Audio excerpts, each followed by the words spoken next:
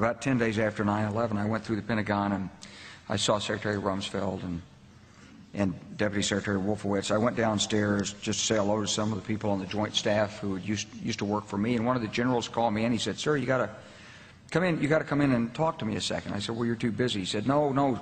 He says, "We've made the decision. We're going to war with Iraq."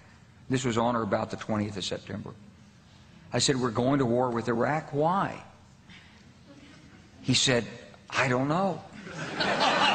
He said, "I guess they don't know what else to do." So I said, "Well, did they find some information connecting Saddam to Al-Qaeda?" He said, No. He says, "There's nothing new that way. They just made the decision to go to war with Iraq." He said, "I guess it's like we don't know what to do about terrorists, but we've got a good military and we can take down governments." And he said, "I guess if the only tool you have is a hammer, every problem has to look like a nail." So I came back to see him a few weeks later, and by that time we were bombing in Afghanistan. I said, "Are we still going to war with Iraq?" And he said, "Oh, it's worse than that."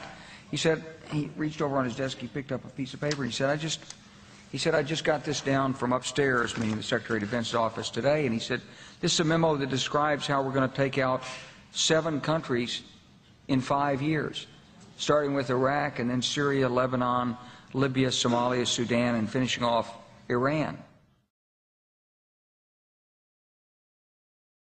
The truth is about the Middle East is, had there been no oil there, it would be like Africa.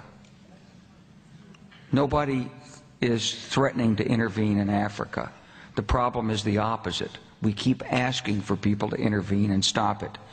And there's no question that the presence of petroleum throughout the region has sparked great power involvement.